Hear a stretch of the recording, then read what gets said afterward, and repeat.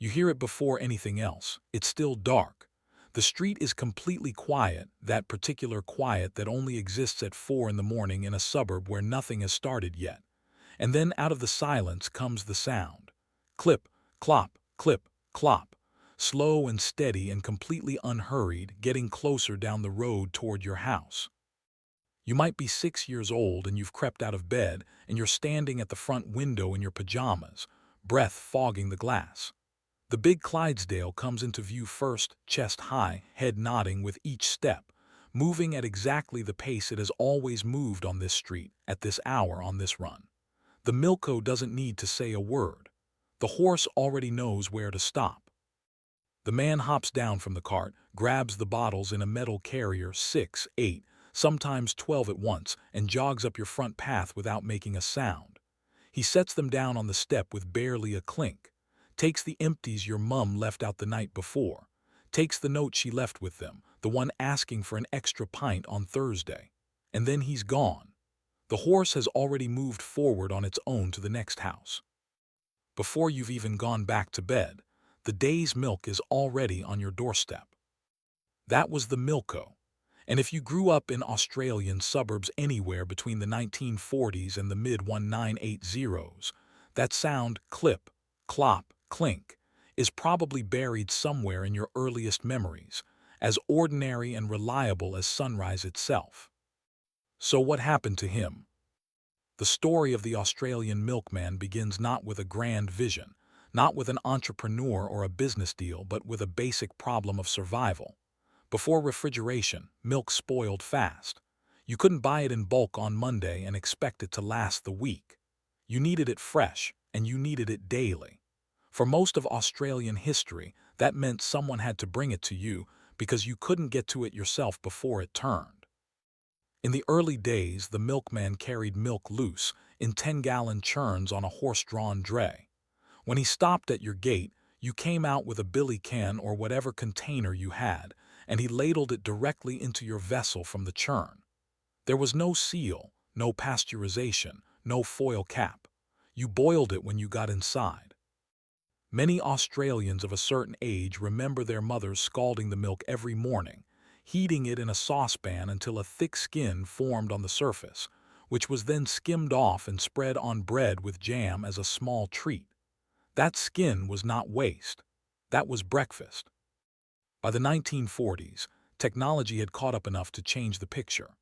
Pasteurization became standard, a process of heating milk to kill dangerous bacteria, and with it came sealed glass bottles, capped with pressed aluminium foil in silver or gold. The foil cap became the defining object of the era. A whole generation of Australians grew up knowing that the richest, creamiest part of the milk, the fat that had risen overnight, sat right at the top, just beneath that cap. Being the first one to the doorstep on a winter morning, peeling back the foil and pouring that cream straight onto your cornflakes, was a minor but genuine pleasure. People still talk about it 60 years later with a specificity that tells you it meant something. The Milko's horse was not incidental to any of this. The horses, often large, calm Clydesdales bred specifically for this work, were trained over months until they knew the round as well as their driver did. After about 6 months on the job, a good horse could traverse the entire route with almost no instruction. It stopped at the right houses. It moved forward on its own to the next gate while the Milko ran. It waited without being told.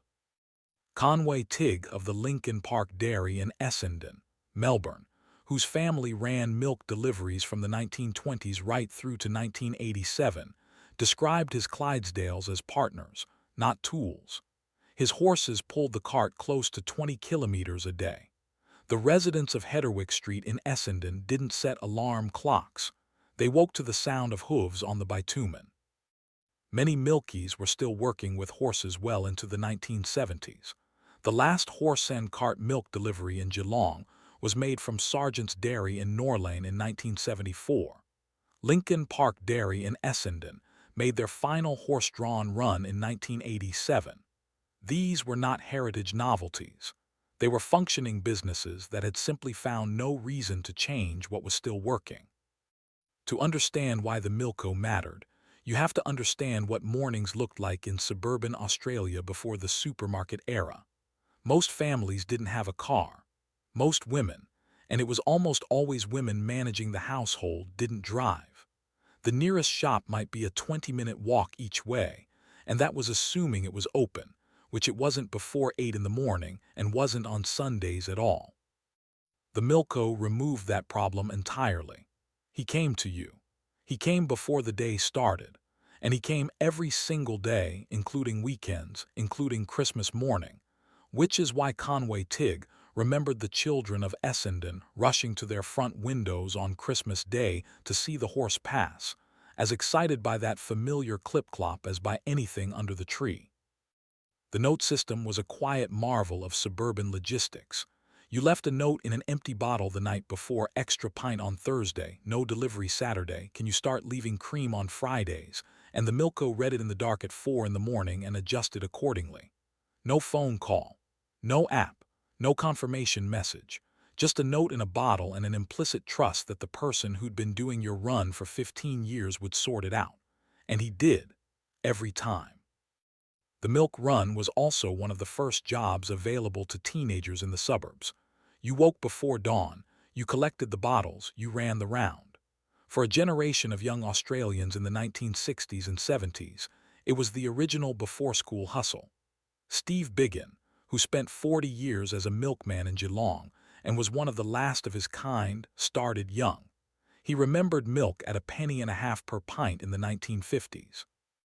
By 1979, when Neil Couts was running his round in the Charlestown area of Newcastle, it was 26 cents a bottle. The price was always fair. The service was always reliable. The man always came. There was something else the Milko provided that nobody called a service but everyone valued anyway: presents.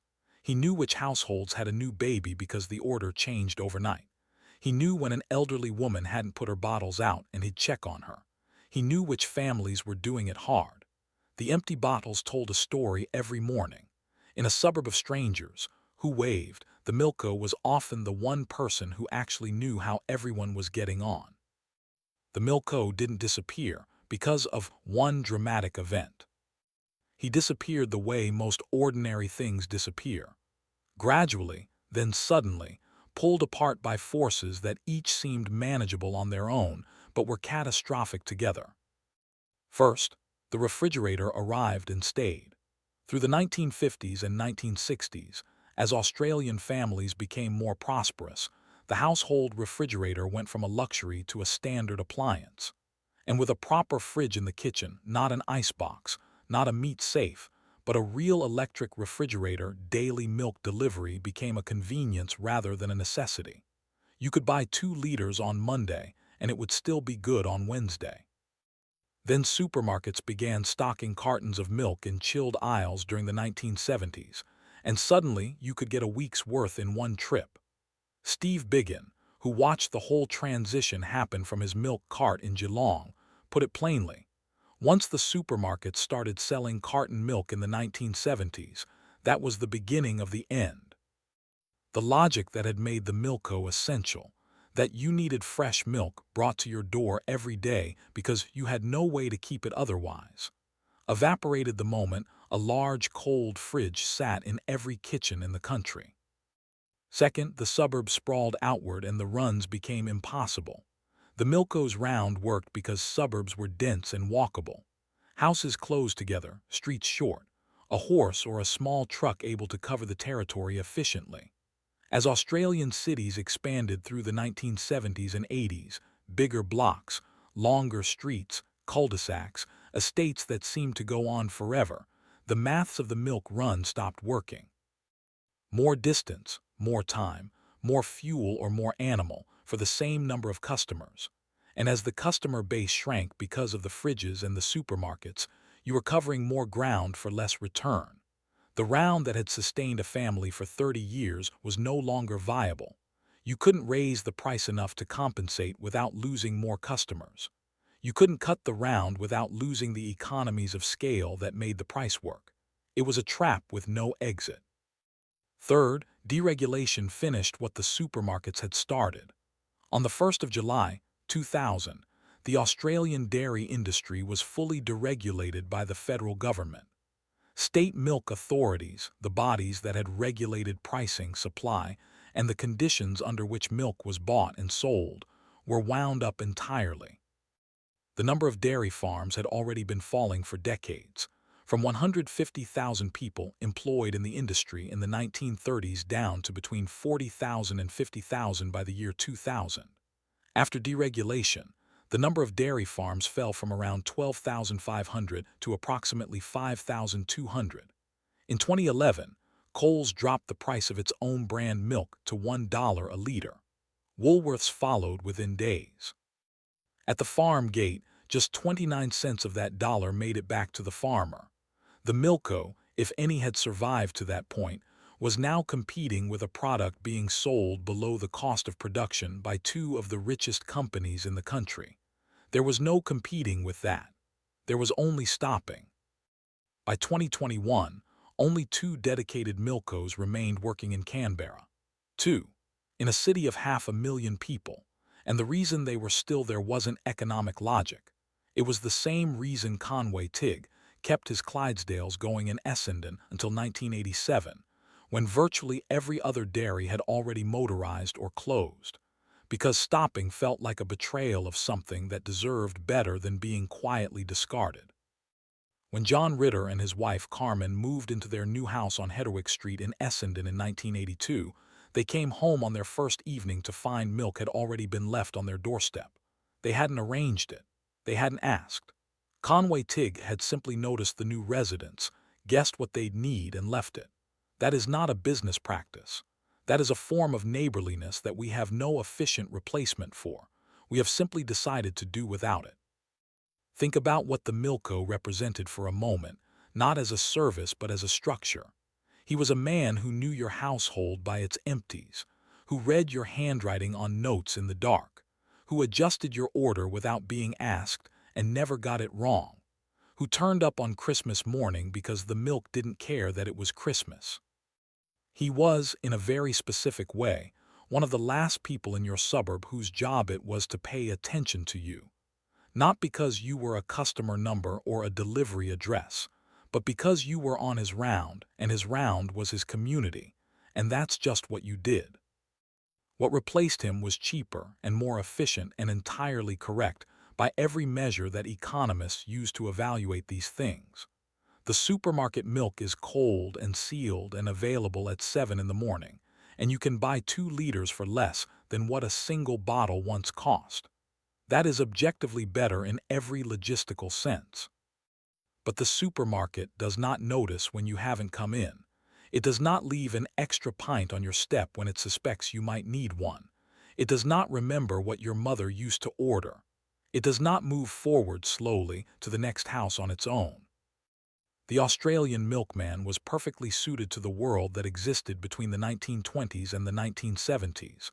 A world without big fridges, without Sunday trading, without supermarket duopolies selling milk at $1 a liter. When that world shifted, he had nowhere left to stand. He'd been coming before sunrise for 50 years and we stopped leaving the bottles out and he just didn't come back. Somewhere in a museum in Canberra, there's a 1947 horse-drawn milk wagon from the Lincoln Park Dairy in Essendon. It's painted yellow. It has 4 wheels, red hubs, solid rubber tires, and 2 bays for milk crates divided by a central platform. It covered 20 kilometers a day for 40 years. It is, by any measure, one of the most Australian objects in existence, because nothing is more Australian than a thing that worked perfectly, was taken entirely for granted, and is only properly appreciated once it's behind glass. Do you remember your Milko? What street were you on? What did he drive, horse and cart or the little truck? Did you ever wake up early enough to see him? And does anyone remember what it tasted like, that first cold pour from a fresh bottle on a winter morning? Leave it in the comments. These things deserve to be remembered properly.